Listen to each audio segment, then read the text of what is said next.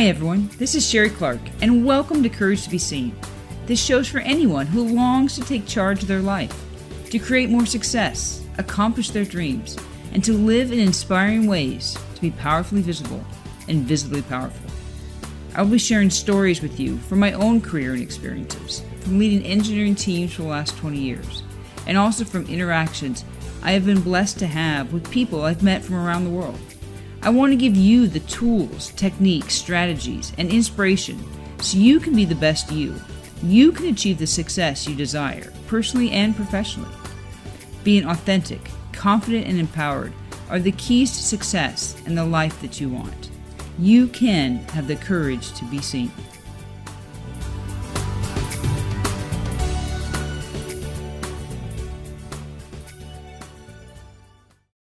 Hi, I'm Sherrie Clark, and welcome to Courage to be Seen, the show that focuses on helping you achieve the success that you desire. I will share with you tools and techniques, stories and strategies, so you can be the most authentic, most confident, and the most empowered, so you can have the courage in your life that you always wanted. And if you are enjoying the show, make sure you subscribe, so that way you'll get a notice the next time an episode comes out. Today I wanted to take a little bit of time and reflect. We're a few months into the year, and how's it going for you? It's really actually kind of good. Like, we start a year and we're all excited that we set New Year's resolutions. We have great, very grand plans maybe for the year. And there's just a lot of enthusiasm. And then you check in with people a couple months later. And many times a lot of that enthusiasm is just gone, right? We fall into just our regular old routines. And in some ways you could say maybe 2022 is looking exactly like 2021, which looked exactly like 2020. And it kind of even makes you wonder sometimes, why do we even take the time to set goals and objectives? Why do we set New Year's resolutions? Why do we get excited to even turn the page to a new calendar? It's unfortunate that so many times those good intentions go by the wayside. Sometimes it takes a month, sometimes it takes a week, sometimes it takes a day, or even by the time you get writing them down by the end of the paper, people have already forgot what they wanted to do. That's not what we want. We want to have you achieve the success that you want in your life, whatever that is. Not the success that I define or someone else, but we want to talk about ways that you can accomplish whatever you want to accomplish in your life. And that could be personally, it could be professionally, it could be little things, or it could be big things. What we don't want is year after year, you always to be living the same life. You don't want to be in that rut. And all of a sudden 5, 10 years have gone by and you're like, where did all this time go? I haven't accomplished anything that I wanted. Instead, we want to find ways that you can easily start moving your life forward. And you may be surprised that I'm going to tell you the secret to you doing this is habits. Now, many times we think about habits, we're saying, well, okay, I got these good habits, I got these bad habits. And more often than not, when we talk about habits, we think about bad habits. All the bad habits that you have. And that's not what we want to talk about today. Instead, we want to talk about, are there ways that your habits can actually be the secret to achieving the success that you want? I have a couple quotes that I want you to think about. The first one, motivation is what gets you started. Habit is what keeps you going. Jim Rohn said this.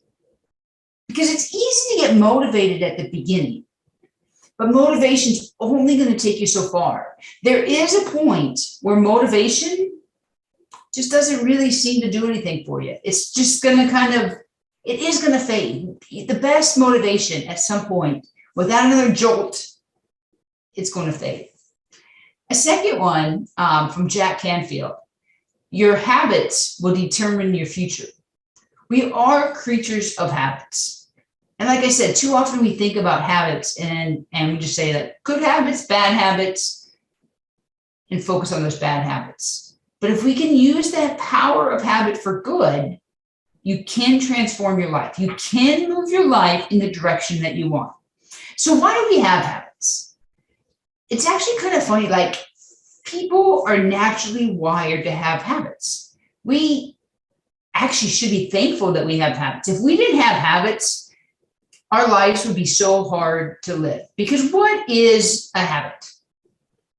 That a habit is just a way that our body, our brain, processes information in a way that so we can do things simultaneously with other things without having to think about it so much. It's a way of thinking, feeling through repetition as you go through it.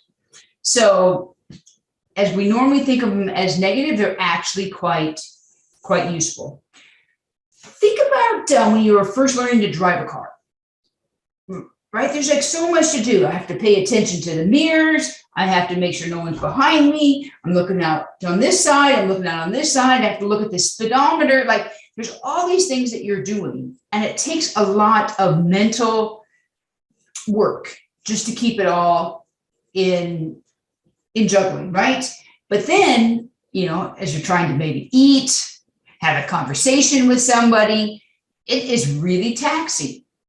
But as you drive your car more and more, checking into the mirrors, checking the speedometer, like, now you just start to do it without thinking, it becomes easier to do more things. Now, I'm not saying that's necessarily good, because that's also why we have so many people that are distracted, because they forget they actually have to pay attention to driving, and then they start using their phone and all that. So we're not going to get there. But just think about how much work it was when you first got started. I remember when my son was really little, and we're teaching him to get dressed. It was so funny because while he's like struggling to put his shirt on, and he was really, really tiny at the time, right? He's standing there struggling to put his shirt on. It's like he couldn't stand still. So while he was putting his shirt on, he would like kind of turn in circles, right? It's almost like just that mental, okay, I got to pull over my head and put my arms in, that just thinking about that, now it was almost like too much for his body to stand still. And that's what habits do for us. They take these things that we're having to think about, and is there a way I can efficiently do it? I can make it into a habit, so now I don't have to put focus on it to make sure it happens. So you could really say our lives are a collection of our habits, good or bad, whatever they are. Your brain actually wants to make as much of your life as it can into a habit, because that way it doesn't have to work. It can, not that your brain doesn't want to work, but we are creatures of, if you're not having to focus on doing things, then your brain can be ready, right? You want to make sure, like, if you think back in the caveman days, you don't want to get attacked. You want to be looking for animals or for whatever predators might be after you. And that's still how we operate today. Like, so if you're not having to think about and put mental effort into whatever's going on around you to get stuff done, you're freeing up brain power to do other more important things. Be on watch. So that's what we really are. We're made up of our habits. And if we want to now improve our life, we need to improve our habits. So let's start with just thinking about your day. How does it start? Chances every day starts pretty much the same way. Now, if you're a parent with young kids, you might not get to start the day that you want, because you might get these surprises of kids waking you up. So let's just say a normal day, you have an alarm, it goes off. Are you the type of person that pushes snooze or not? If you do push snooze, the chances you push the snooze the same amount of times every day. Or if you're not a snooze pusher, you hit stop on your alarm, you get out of bed. When you get out of bed, do you do the same next thing? Some people immediately get dressed. Some people probably immediately go to the bathroom. Whatever it is, I bet you do the same thing pretty much every day. Now, you may have a slightly different variant on weekdays versus weekends or things like that. But let's say after you leave your bedroom, do you have coffee to start your day? If so, you probably always have coffee. If you eat breakfast right away in the morning, you probably immediately eat it. Or you do something else. You go exercise. But whatever it is, I bet you it's the same. It doesn't matter if it's the order you put on your clothes. It could be the route you drive into the office. All those are habits, and they probably very, very seldom change. Now, let's say you have to change one of your habits. Let's say you have to drop off something on the way to the office. Do you ever have where you start driving and then maybe you forget, or at least almost forget, to take that turn to go off your normal path so you can drop something off on your way to the office? It happens all the time. It's actually kind of scary that you occasionally see in the news stories of people that like forget to drop their kids off at daycare or things like that, because the power of habit is just so strong. So like I said, the reason we form habits is to actually help us. There's just so much going on in our lives that we're trying to like simplify what we do so we can free up brain power to do other things. So it is good. Once you have that habit, if it's a helpful habit, if it's a useful habit, you want to have it, and it'll be good. So what are the components of a habit? Every habit has a trigger. There's some kind of a cue. It could be the time of day. It could be a variety of things. Like, it's interesting, like maybe at work, you meet a bunch of people and you eat at 11:30. Like every day, that's just how it works out. You have it blocked off your calendar, so you go eat at 11:30. On Saturday, do you ever get like wanting lunch at 11:30? Even if you're not hungry, even if you just ate at 10 o'clock, like you already have that habit. Oh, it's time. So there's that cue, whatever it might be. That's actually why ice cream trucks have that little bell, right? They want people to have that cue. Ah, I hear that now. I want ice cream. They want that behavior to happen. But so when you have this cue, there's some kind of routine, some kind of standard things that you do. Like I said, like when you get out of bed, what do you go do? So you have a cue or a trigger, then you have a routine, and that routine has a reward. Now that reward could be good or bad. It might be like you're no longer hungry. You're more relaxed because you did this.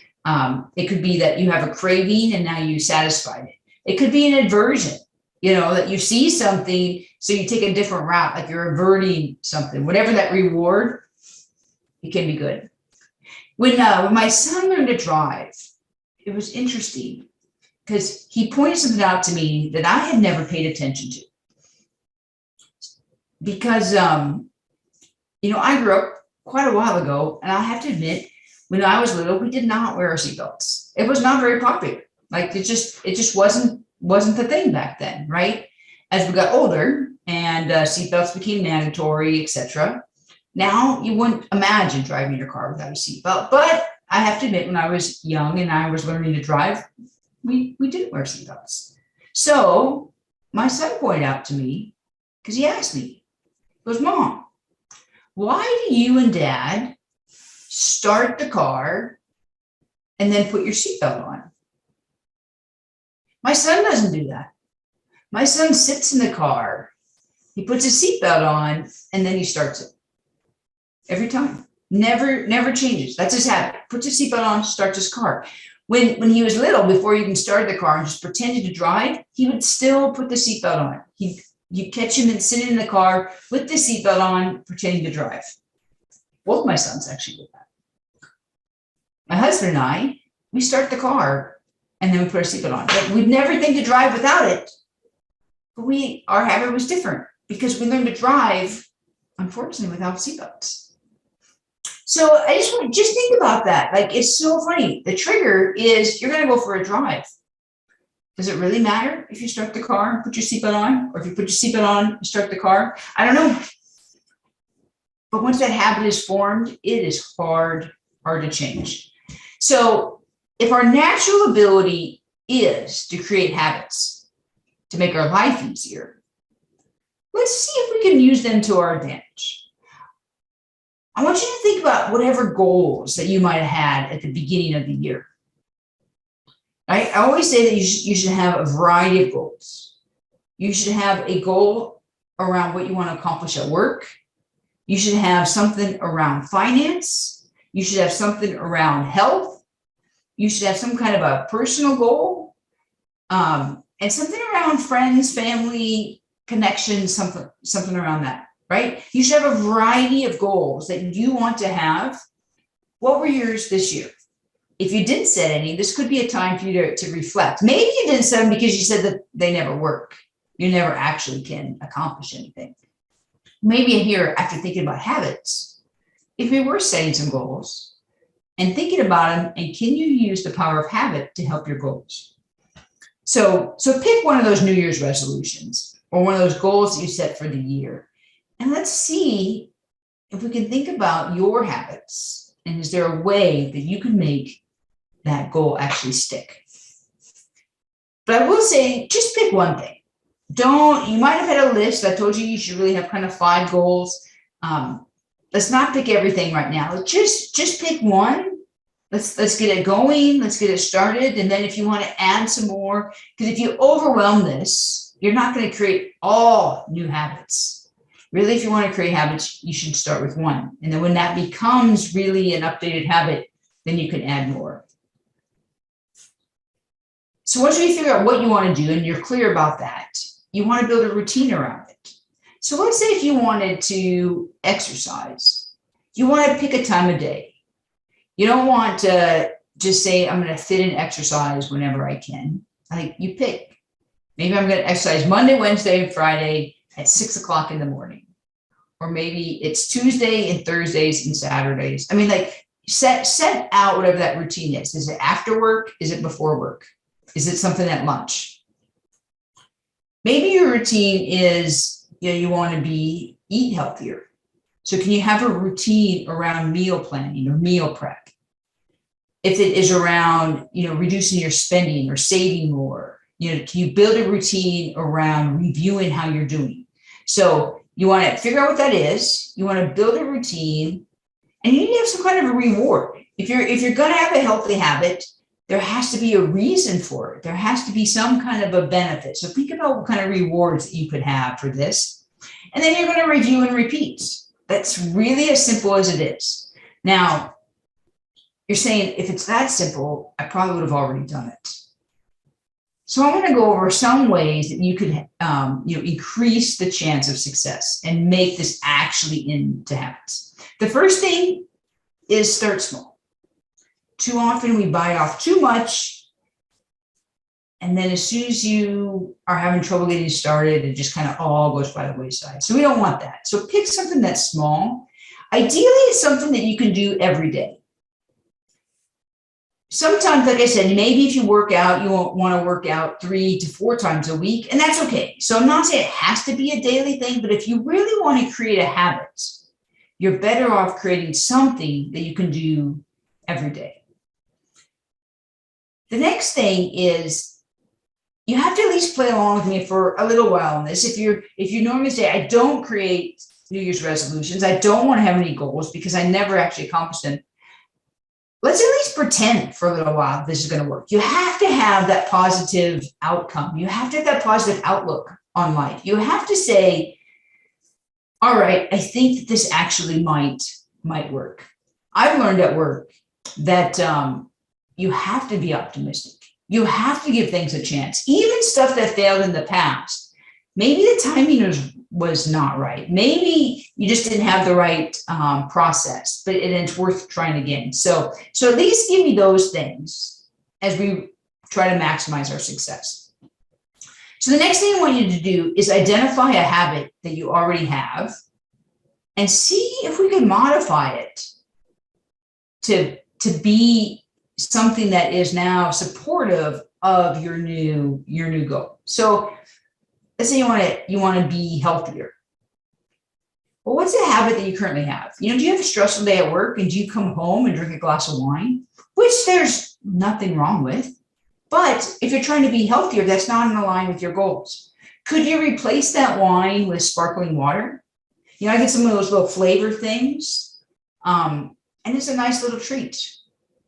Maybe you could alternate every other drink with a glass of water. And so those are simple, small habits that can be changed that now is in the direction of your overall goals.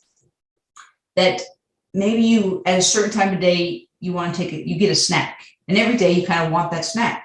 Can you take a short walk in that time period instead?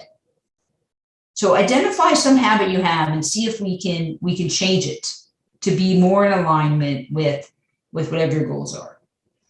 One actually quite simple thing that you can do is try to stack your habits. So if you think about the habits you have, is there something that you could do like right after it? So you stack it. So you do this habit, and then you do this second habit that's in line with your goals, because you're already going to do the first one. It's very interesting to find out, people that take medicine twice a day usually take their medicine. People that have to take medicine 3 times a day, they may or may not always take their medicine. And why is that? Have you ever thought about you brush your teeth twice a day? It's actually quite easy to add a habit in at the beginning of the day and the end of the day and get them to stick. So is there anything that you could do? Maybe like when you brush your teeth, right after it, like if you want to meditate or you want to go do something, could you add a step right after whatever something into your morning routine, into your evening routine, and your habit will stick then? Maybe you're talking about getting healthier, you're going to go up the elevator anyway. Can you take the stairs? Can you park farther away? Like add in these little steps onto the habits that you already do. And before you know it, it'll just be part of your routine. Another thing you can do is find a way to put reminders. It could be reminders throughout the day. You can put them on your phone. That way your phone, reminds you. You can actually put time on your calendar for whatever you want to do, but make it that routine, make it that habit, because you have to stay committed. I realize it can be tough sometimes to get out of bed, like if you want to go exercise, but you have to say, okay, I'm going to go exercise, even if it's not going to be the best workout in the world. Some exercise is better than none. To get into that habit, you have to actually do the activity on that regular basis. You're going to have obstacles, whatever it might be. So let's plan for some. Get at your journal and think about, well, if I'm going to eat healthier, what things might keep me from that? Maybe it's I'm at work, I'm at my desk, and I'm hungry. And all that's available is those vending machines down the hallway. Could you have some healthy snacks in your desk? That way you're already planning for in case it happens. Maybe it's I have to go out to eat for work, and I won't be able to plan my healthy meal. But could you look at the menu for the restaurant that you're going to go to in advance and plan what you want to eat? So plan for those obstacles. Think about them in advance, what you're going to do. And then you'll find out that that's easier to stick with whatever that habit that you're trying to put in place. You can also get an accountability partner. Plan some support. You don't have to be in this alone. Listening to podcasts like this is one way to help out, to get ideas, but also having a friend, a coworker, someone that you can network with online, that you can share and check in. They can remind, maybe they can just send you a text each day. Hey, how are you doing? And you don't want to admit to them that you're not doing well. So you're going to be like, oh, I don't want that candy bar, because then I'd have to admit to someone that I ate it. So instead, I'm just not going to do it. Now, when you're doing well, make sure you have a way to celebrate. The reason that habits are so good is, they actually have a built-in reward system. So you need to figure out what those rewards are that you can have to make sure that you're making your habits stick. Now, there's a lot of reasons around you, like in our environment, that pulls us out of whatever our best intention is. Take a look at them and see if there's a way that you can change them. So if we stick with this healthy kind of eating concept, can you just throw out some of the non-healthy food in your house? My husband and I sometimes, if there's a food that it's so hard for us to say no to, we just have cravings. It might be healthy food, but you just want to eat it until it's gone. We just oh, we better not buy that anymore. Let's kind of ban it from the house. Can you put fruit out on the counter? So that way, if you are hungry, you grab that first. Take a look at your environment and see if there's some changes that you could make. So that way it's easier to stick with your habits. It's kind of like removing those known triggers. Like, if you put stuff away and you can't see it, you're not reminded by it. It just makes it easy. And as you're doing this and you're trying to change your habits, you're trying to add like things in the direction that you want to go and get help, you're going to slip up. And that's actually okay. We all do. Tomorrow is a new day. It's a new time to try and do things better. So just commit to at least try this for 30 days. And then you can reassess how much progress have you made. Maybe at that point, you can add in a second habit. You can make a little bit bigger leap from whatever you started. Because if you started small, you say, okay, I got this one. Let me add something more.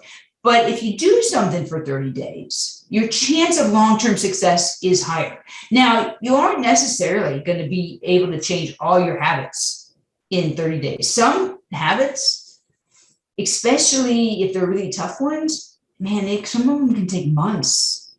Some of them probably can take years.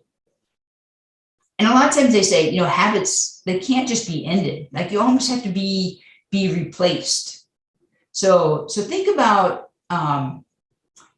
what are those habits that you want to improve on? What habits can you build off of? And what habits, should we just focus on something else? A couple last things that I want you to think about is if you're trying to improve any part of your life and you find yourself just falling into old routines, one of the most common things that I think most people have is too much stress in their life. And I know my habits, some of my worst habits are ways to deal with stress. Like sometimes maybe you want to eat too much. It's just, it's too hard to exercise, whatever it might be. So take a look at and say, can you reduce some of the stress in your life? Can you do some self-care? Can you take some time for yourself? If you can do that, then putting some of the good habits in place might be just a little bit easier for you. So I want to leave you with, the message that you can only be yourself, and embracing all yourself will make you the happiest that you can be. So I hope you have enjoyed this episode. I encourage you to subscribe, and wherever you like to listen to podcasts, check out my website, couragetobeseen.com. I love to get feedback. Drop me a note. Let me know what else you'd like for me to talk about, and I'll look forward to talking to you then. Thanks so much for joining me today. I hope you've been inspired to take action on at least one thing starting today. To learn more, check out couragetobeseen.com. There you'll find my blog and additional resources, including you can download a copy of 10 Ways to Live a More Courageous Life. Thanks again for listening, and make sure you tune in next time to learn additional ways to have the courage to be seen in your own life.